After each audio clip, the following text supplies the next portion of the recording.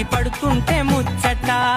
నాలుగు దిక్కుల కంట చూడ ముచ్చటైన వేడుకంట